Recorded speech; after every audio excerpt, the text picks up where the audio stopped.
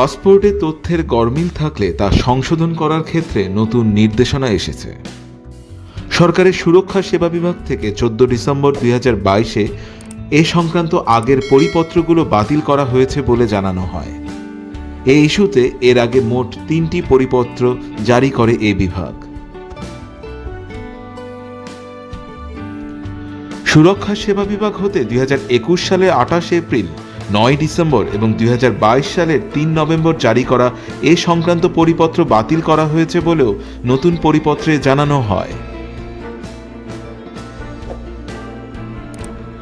2021 সালের 9 ডিসেম্বর জারি করা পরিপত্রে বলা হয়েছিল, বাংলাদেশের অভ্যন্তরে পাসপোর্টের জন্য আবেদনকারীর জাতীয় পরিচয়পত্র ও পাসপোর্টের মধ্যে তথ্যের গরমিল হলে যথাযথ প্রমাণের ভিত্তিতে এনআইডিতে প্রদত্ত তথ্য, নাম, পিতামাতার নাম, বয়স এসব অনুযায়ী পাসপোর্ট প্রদান করা যাবে।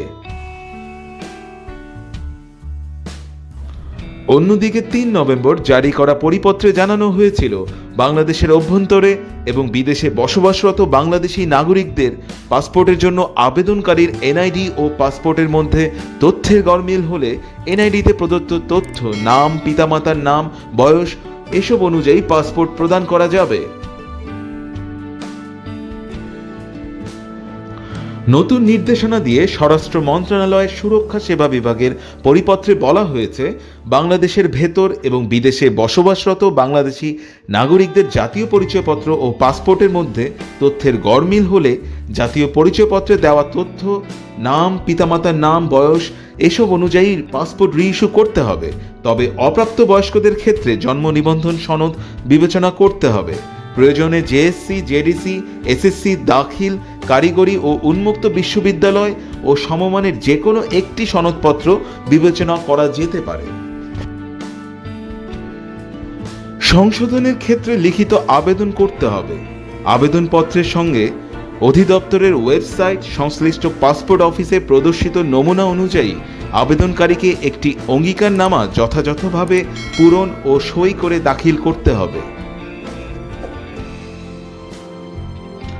পরিপত্রটি পররাষ্ট্রমন্ত্রী, প্রবাসী কল্যাণ ও বৈদেশিক কর্মসংস্থান মন্ত্রী, মন্ত্রিপরিষদ সচিব, প্রধানমন্ত্রীর মুখ্য সচিব, জননিরাপত্তা বিভাগের সিনিয়র সচিব, পররাষ্ট্র মন্ত্রণালয়ের সিনিয়র সচিব, প্রবাসী কল্যাণ ও বৈদেশিক কর্মসংস্থান মন্ত্রণালয়ের সচিব, বহিরাগমন ও পাসপোর্ট অধিদপ্তরের মহাপরিচালক, প্রতিরক্ষা গোয়েন্দা মহাপরিদপ্তরের মহাপরিচালক, জাতীয় নিরাপত্তা গোয়েন্দা অধিদপ্তরের মহাপরিচালক, জাতীয় পরিচয় নিবন্ধন অনুবিভাগের মহাপরিচালক, পুলিশের বিশেষ শাখার অতিরিক্ত মহাপরিদর্শক, জন্ম মৃত্যু রেজিস্ট্রার জেনারেল, ই পাসপোর্ট ও স্বয়ংক্রিয় বর্ডার নিয়ন্ত্রণ ব্যবস্থাপনা প্রকল্পের প্রকল্প পরিচালককে পাঠানো হয়েছে।